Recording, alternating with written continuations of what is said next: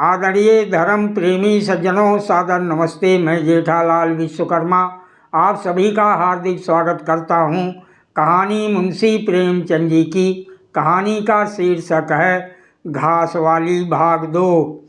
कई दिन गुजर गए। एक दिन संध्या समय चैन सिंह खेत देखने गया। पुर चल रहा था। उसने देखा कि एक जगह नाली टूट गई है और सारा पानी बहा चला जाता है। क्यारियों में पानी बिल्कुल नहीं पहुंचता, मगर क्यारी बनाने वाली बुढ़िया चुपचाप बैठी है। उसे इसकी जरा भी फिक्र नहीं है कि पानी क्यों नहीं आता। पहले ये दशा देखकर चैन सिंह आपे से बाहर हो जाता। उस औरत की उस दिन मजूरी काट लेता है और पुर चलाने वालों को घुड़कियाँ जमाता है। पर आज उसे क्रोध नहीं आया। उसने मिट्टी लेकर नाली बांध दी और खेत में जाकर बुढ़िया से बोला, तू यहाँ बैठी है और पानी सब बहा जा रहा है। बुढ़िया घबरा कर बोली, अभी खुल गई होगी राजा, मैं अभी जाकर बंद किए देती हूँ। ये कहती हुई वो थर थर काँपने लगी। चैन सिंह ने उसकी दिलजोई करते हुए कहा, भाग मत, मैंने नाली बंद कर दी। बुढ़ऊ कई दिन से नहीं दिखाई दिए, कहीं काम पड़ जाते हैं कि नहीं। बुढ़िया गदगद होकर बोली, आजकल तो खाली ही बैठे हैं भैया, कहीं काम नहीं लगता। चैन सिंह ने नम्र भाव से कहा, तो हमारे यहाँ लगा दे, थोड़ा सा सन रखा है उसे काट दें। ये कहता हुआ वो कुएं की ओर चला गया। यहाँ 4 पुर चल रहे थे, पर इस वक्त 2 हकेवे बेर खाने गए थे। चैन सिंह को देखते ही मजूरों के होश उड़ गए। ठाकुर ने पूछा, 2 आदमी कहाँ गए? तो क्या जवाब देंगे? सबके सब डांटे जाएंगे। बेचारे दिल में सहमे जा रहे थे। चैन सिंह ने पूछा, वो दोनों कहाँ चले गए? किसी के मुंह से आवाज़ ना निकली। सासा सामने से दोनों मजूर धोती के एक कोने में बेर भरे आते दिखाई दिए। खुश खुश बातें करते चले आ रहे थे। चैन सिंह पर निगाह पड़ी तो दोनों के प्राण सूख गए। पाँव मन भर के हो गए। अब ना आते बनता है ना जाते। दोनों समझ गए कि आज डांट पड़ी, शायद मजूरी भी कट जाए। चाल धीमी पड़ गई। इतने में चैन सिंह ने पुकारा, बढ़ाओ, कैसे बेर हैं लाओ, जरा मुझे भी दो, मेरे ही पेड़ के हैं ना। दोनों और भी सहम उठे, आज ठाकुर जीता ना छोड़ेगा। कैसा मीठा मीठा कर बोल रहा है, उतनी ही भिगो कर लगाएगा। बेचारे और भी सिकुड़ गए। चैन सिंह ने फिर कहा, जल्दी से आओ जी, पक्की सब मैं ले लूँगा। जरा एक आदमी लपक कर घर से थोड़ा सा नमक तो ले लो। बाकी दोनों मजूरों से तुम भी दोनों आ जाओ। उस पेड़ के बेर मीठे होते हैं, बेर खा ले, काम तो करना ही है। अब दोनों भगोड़ों को कुछ ढारस हुआ। सभी ने आकर सब बेर चैन सिंह के आगे डाल दिए और पक्के छांट कर उसे देने लगे। एक आदमी नमक लाने दौड़ा। आध घंटे तक चारों पुर बंद रहे। जब सब बेर उड़ गए और ठाकुर चलने लगे तो दोनों अपराधियों ने हाथ जोड़कर कहा, भैया जी आज जान बख्शी हो जाए, बड़ी भूख लगी थी, नहीं तो कभी ना जाते। चैन सिंह ने नम्रता से कहा, तो इसमें बुराई क्या हुई, मैंने भी तो बेर खाए, एकाध घंटे का हर्ज हुआ यही ना। तुम चाहोगे तो घंटे भर का काम आधे घंटे में कर दोगे, ना चाहोगे दिन भर में घंटे भर का भी काम ना होगा। चैन सिंह चला गया तो चारों बातें करने लगे। एक ने कहा, मालिक इस तरह रहे तो काम करने में जी लगता है, यही नहीं कि हरदम छाती पर सवार। दूसरा बोला, मैंने तो समझा आज कच्चा ही खा जाएंगे। तीसरे ने कहा, कई दिन से देखता हूँ मिजाज नरम हो गया है, चौथे ने कहा, सांझ को पूरी मजूरी मिले तो कहना। पहला बोला, तुम तो हो गोबर गणेश, आदमी का रुख नहीं पहचानते। दूसरा बोला, अब खूब दिल लगाकर काम करेंगे। तीसरा बोला, और क्या, जब उन्होंने हमारे ऊपर छोड़ दिया तो हमारा भी धर्म है कि कोई कसर ना छोड़ें। चौथा बोला, मुझे तो भैया ठाकुर पर अब भी विश्वास नहीं आता। एक दिन चैन सिंह को किसी काम से कचहरी जाना था। 5 मील का सफ़र था। यूँ तो वो बराबर अपने घोड़े पर जाया करता था, पर आज धूप बड़ी तेज हो रही थी। सोचा इक्के पर चला चलूं। महावीर को कहला भेजा, मुझे लेते जाना। कोई 9 बजे महावीर ने पुकारा। चैन सिंह तैयार बैठा था, चटपट इक्के पर बैठ गया, मगर घोड़ा इतना दुबला हो रहा था, इक्के की गद्दी इतनी मैली और फटी हुई, सारा सामान इतना रद्दी कि चैन सिंह को उस पर बैठते शर्म आई। पूछा, ये सामान क्यों बिगड़ा हुआ है महावीर? तुम्हारा घोड़ा तो इतना दुबला कभी ना था, क्या आजकल सवारियां कम हैं क्या? महावीर ने कहा, नहीं मालिक, सवारियां काहे नहीं हैं, मगर लारियों के सामने इक्के को कौन पूछता है? कहाँ 2 ढाई 3 की मजूरी करके घर लौटता था, कहाँ अब 20 आने पैसे भी नहीं मिलते।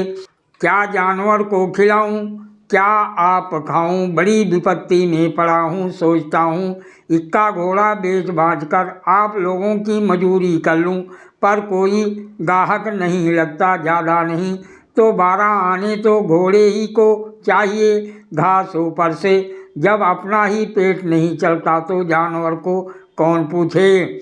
चैन सिंह ने उसके फटे हुए कुर्ते की ओर देखकर कहा, 2-4 बीघे खेती क्यों नहीं कर लेते? महावीर सिर झुका कर बोला, खेती के लिए बड़ा पौरुख चाहिए मालिक। मैंने तो यही सोचा है कि कोई गाहक लग जाए तो इक्के को औने पौने निकाल दूं, फिर घास छील कर बाजार ले जाया करूं। आजकल सास पतोहू दोनों छीलती हैं, तब जाकर 10-12 आने पैसे नसीब होते हैं। चैन सिंह ने पूछा, तो बुढ़िया बाजार जाती होगी? महावीर लजाता हुआ बोला, नहीं भैया, वो इतनी दूर कहाँ चल सकती है, घरवाली चली जाती है, दोपहर तक घास छीलती है, तीसरे पहर बाजार जाती है, वहाँ से घड़ी रात गए लौटती है, हलकान हो जाती है भैया, मगर क्या करूं, तकदीर से क्या जोर। चैन सिंह कचहरी पहुंच गए और महावीर सवारियों की टोह में इधर उधर इक्के को घुमाता हुआ शहर की तरफ चला गया। चैन सिंह ने उसे 5 बजे आने को कह दिया। कोई 4 बजे चैन सिंह कचहरी से फुर्सत पाकर बाहर निकले। हाथे में पान की दुकान थी। जरा और आगे बढ़कर एक घना बरगद का पेड़ था। उसकी छाँव में 20 ही तांगे इक्के फिटने खड़ी थीं। घोड़े खोल दिए गए थे। वकीलों, मुख्तारों और अफसरों की सवारियां यहीं खड़ी रहती थीं। चैन सिंह ने पानी पिया, पान खाया और सोचने लगा, कोई लारी मिल जाए तो जरा शहर चला जाऊं कि। उसकी निगाह एक घास वाली पर पड़ गई। सिर पर घास का झाबा रखे साइसों से मोल भाव कर रही थी। चैन सिंह का हृदय उछल पड़ा। ये तो मुलिया है। बनी ठनी एक गुलाबी साड़ी पहने कोचवानों से मोल तोल कर रही थी। कई कोचवान जमा हो गए थे। कोई उससे दिल लगी करता था, कोई घूरता था, कोई हंसता था। एक काले कलूटे कोचवान ने कहा, मूला घास तो उड़ के अधिक से अधिक 6 आने की है। मुलिया ने उन्माद पैदा करने वाली आंखों से देखकर कहा, 6 आने पर लेना है तो सामने घसियाने बैठी हैं, चले जाओ, 2-4 पैसे कम में पा जाओगे। मेरी घास तो 12 आने में ही जाएगी। एक अधेड़ कोचवान ने फिटन के ऊपर से कहा, तेरा जमाना 1 रुपया मांग, लेने वाले झक मारेंगे और लेंगे। निकलने दे वकीलों को, अब देर नहीं है। एक तांगे वाले ने जो गुलाबी पगड़ी बांधे हुए था बोला, बुढ़ऊ के मुंह में पानी भर आया, अब मुलिया काहे को किसी की ओर देखेगी। चैन सिंह को ऐसा क्रोध आ रहा था कि इन दुष्टों को जूते से पीटें। सब के सब कैसे उसकी ओर टकटकी लगाए ताक रहे हैं, आंखों से पी जाएंगे। और मुलिया भी यहाँ कितनी खुश है, ना लजाती है, ना झिझकती है, ना दबती है। कैसा मुस्कुरा मुस्कुरा कर रसीली आंखों से देख देख कर सिर का अंचल खिसका खिसका कर मुंह मोड़ मोड़ कर बातें कर रही है। वही मुलिया जो शेरनी की तरह तड़प उठी थी। इतने में 4 बजे अमले और वकील मुख्तारों का एक मेला सा निकल पड़ा। अमले लारियों पर दौड़े, वकील मुख्तार इन सवारियों की ओर चले। कोचवानों ने भी चटपट घोड़े जोते। कई महाशयों ने मुलिया को रसिक नेत्रों से देखा और अपनी अपनी गाड़ियों पर जा बैठे। एकाएक मुलिया घास का झावा लिए उस फिटन के पीछे दौड़ी। फिटन में एक अंग्रेजी फैशन के जवान वकील साहब बैठे थे। उन्होंने पावदान के पास घास रखवा ली, जेब से कुछ निकाल कर मुलिया को दिया। मुलिया मुस्कुराई। दोनों में कुछ बातें भी हुई जो चैन सिंह ना सुन सके। एक क्षण में मुलिया प्रसन्न मुख घर की ओर चली। चैन सिंह पान वाले की दुकान पर विस्मृत की दशा में खड़ा रहा। पान वाले ने दुकान बढ़ाई, कपड़े पहने और केबिन का द्वार बंद करके नीचे उतरा तो चैन सिंह की समाधि टूटी। पूछा, क्या दुकान बंद कर दी? पान वाले ने सहानुभूति दिखाकर कहा, इसकी दवा करो ठाकुर साहब, ये बीमारी अच्छी नहीं है। चैन सिंह ने चकित होकर पूछा, कैसी बीमारी? पान वाला बोला, कैसी बीमारी? आधे घंटे से यहाँ खड़े हो जैसे कोई मुर्दा खड़ा हो। सारी कचहरी खाली हो गई, सब दुकानें बंद हो गईं। मेहता तक झाड़ू लगाकर चल दिए। तुम्हें कुछ खबर हुई क्या? ये बुरी बीमारी है, जल्दी दवा कर डालो।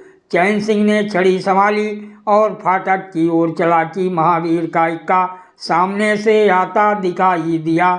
कुछ दूर इक्का निकल गया तो चैन सिंह ने पूछा, आज कितने पैसे कमाए महावीर?